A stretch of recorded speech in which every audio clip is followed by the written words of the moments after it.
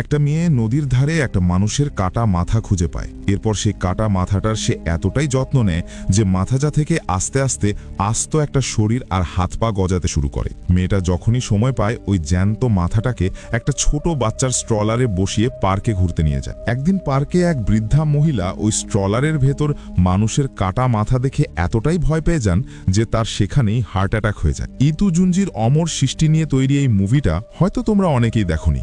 ইতু জুঞ্জির গল্পের সেই রহস্যময়ী আর সুন্দরী তমি, যাকে দেখলে মানুষ যেমন প্রেমে পড়ে তেমনি এক অদ্ভুত আতঙ্ক কাজ করে সবার মনে। কিন্তু কেন এমনটা হলো? কেন একটা কাটা মাথা এভাবে বেঁচে আছে?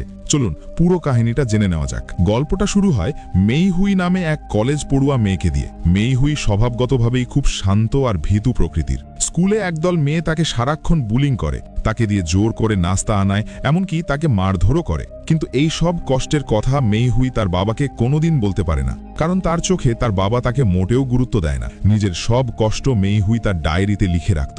একদিন স্কুল থেকে ফেরার পথে তার সাথে এক অদ্ভুত সুন্দর মেয়ের দেখা হয়। এই মেয়েটাই মেইহুইকে তার নরক যন্ত্রণার জীবন থেকে মুক্তি দেয়। মেয়েটা নিজের পরিচয় দেয় তমি নামে। সে বলে সে নাকি তাদের স্কুলেই নতুন ট্রান্সফার হয়ে এসেছে। কথা বলতে বলতেই তমি মেইহুইয়ের চশমাটা খুলে ফেলে আর বলে চশমা ছাড়া তাকে নাকি অনেক বেশি কিউট লাগে। জীবনে প্রথমবার কারো কাছ থেকে এমন প্রশংসা পেয়ে মেইহুই তমির প্রেমে পড়ে যায়। তাদের বন্ধুত্ব এতটাই গভীর হয় যে মেইহুই তমিকে তার বাসায় আমন্ত্রণ জানায়। একটু নিরিবিলি সময় কাটানোর জন্য সে তার বাবাকে বাসা থেকে বাইরে পাঠিয়ে দেয়। কিন্তু বাবা যখন বাসা থেকে বের হচ্ছিলেন তখন তমির দিকে তাকাতেই তার মনে হয় এই মেয়েকে তিনি আগে কোথাও দেখেছেন। বাসায় মেইহুই আর তমি যখন একা ছিল তখন পরিবেশটা বেশ থমথমে হয়ে যায়। তমি হঠাৎ মেইহুইকে কিস করে বসে। সেই বিকেলটা তাদের জন্য ছিল একদমই অন্যরকম। তারা একে অপরকে কথা দেয় তারা চিরকাল বন্ধু হয়ে থাকবে। কিন্তু কাহিনী মোড় নেয় তখন যখন তমি মেইহুইয়ের বাবার সামনে গিয়ে দাঁড়ায়। বাবা যখন তমিকে দেখেন তিনি যেন কয়েক দশক পেছনে ফিরে যান। তার হাই স্কুল লাইফে ঠিক তমির মতোই দেখতে এক মেয়ের প্রতি তার ক্রাশ ছিল। তিনি বিশ্বাসই করতে পারছিলেন না যে এত বছর পরেও কেউ হুবহু একই রকম দেখতে থাকতে পারে, যার একটুও বয়স বাড়েনি। তমি তাকে উল্টো দোষারোপ করে বলে কেন সে অতীতে তাকে প্রপোজ করেনি, কেন সে তাকে অন্য একজনের হাতে ছেড়ে দিয়েছিল।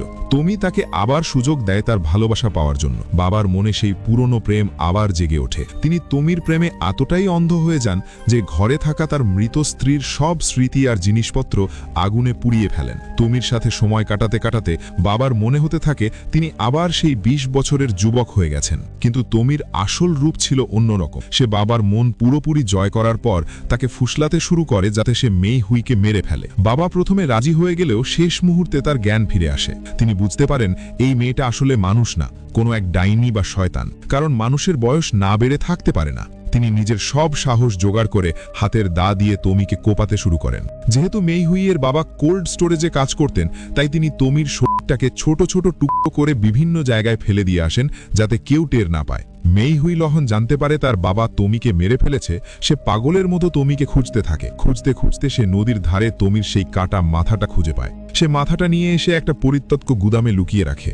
সেখানে সে তমির মাথার খুব যত্ন নেয়। আস্তে আস্তে সেই কাটা মাথা থেকে শরীর গজাতে শুরু করে। তমি খুব পরিষ্কার থাকতে ভালোবাসত, তাই মেইহুই প্রতিদিন তাকে গোসল করিয়ে দিত। ওই অন্ধকার ঘরে তমির দম বন্ধ হয়ে আসত বলে মেইহুই তাকে স্ট্রলারে করে পার্কে ঘুরতে নিয়ে যেত। একদিন তমি মেইহুইয়ের বাবার কাছে খুব দামি ফিশ ক্যাভিয়ার খাওয়ার আবদার করে, কিন্তু মেইহুই তো সাধারণ এক স্টুডেন্ট, তার কাছে এত টাকা ছিল না। তমির এই চাহিদা মেটাতে না পেরে মেইহুই খুব অপরাধ বোধে ভোগে এবং এক পর্যায়ে তমিকে ছাদ থেকে নিচে ফেলে দেয়। কিন্তু অবাক করা বিষয় হলো কয়েকদিন পরই তমি আবার মেইহুইয়ের বাসার সামনে হাজির হয়। সে আবার মেইহুইয়ের বাবাকে মোহিত করার চেষ্টা করে যাতে সে মেইহুইকে মেরে ফেলে। এবার মেইহুই আর দেরি না করে একটা তলোয়ার দিয়ে তমির গলায় আঘাত করে তাকে শেষ করে দেয়। বাবা আর মেয়ে মিলে ঠিক করে তুমিকে এবার এমনভাবে শেষ করতে হবে যাতে সে আর ফিরে না আসতে পারে। তারা তুমিকে দিয়ে একটা সুন্দর বরফের ভাস্কর্য বা আইস স্কাল্পচার বানায়। তারা ভাবছিল বরফের ভেতর থাকলে তুমি আর জন্ম নিতে পারবে না। তারা তমির সেই বরফ মূর্তি সামনে রেখে চিপস খাচ্ছিল আর মুভি দেখছিল।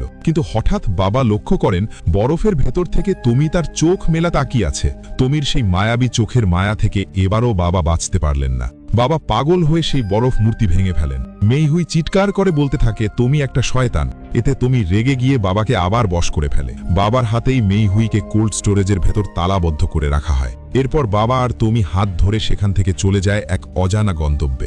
কিছুক্ষণ পর কোল্ড স্টোরেজের অ্যালার্ম বেজে উঠলে সেখানকার কর্মচারীরা এসে মেইহুইকে উদ্ধার করে। তারা জানায় যদি স্টোরেজের তাপমাত্রা স্বাভাবিকের চেয়ে কয়েক ডিগ্রি বেশি না থাকতো তাহলে মেইহুই আজ বাঁচত না।